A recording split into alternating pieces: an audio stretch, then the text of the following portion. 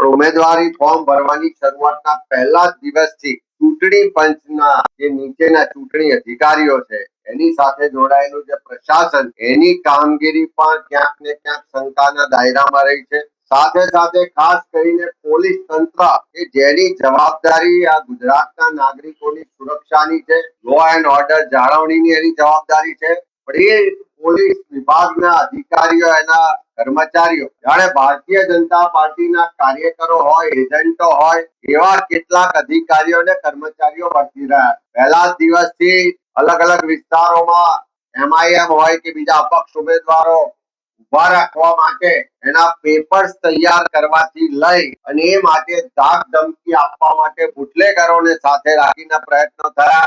કોંગ્રેસ પક્ષના ઉમેદવારોએ જ્યારે નોમિનેશન કરવાની શરૂઆત કરી ત્યારે કોઈ પણ રીતે એને ડરાવી દબાવીને ફોર્મ ના ભરે એના માટેના પૂરા પ્રયત્નો થયા।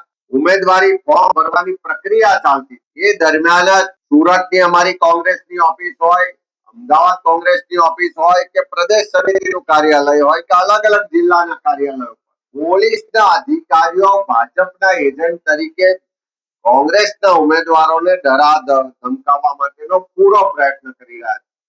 આજની જ વાત કરીએ તો તારાપુર ખાતે કોંગ્રેસના ઉમેદવાર મહિલા ઉમેદવાર છે એના પતિને ઘેરથી પકડી જવામાં આવે છે અને એને ધમકાવવામાં આવે છે કે તમારી પત્નીનું ફોર્મ પાછું ખેંચાઈ લો નહીં તો તમને પૂરી દઈશું।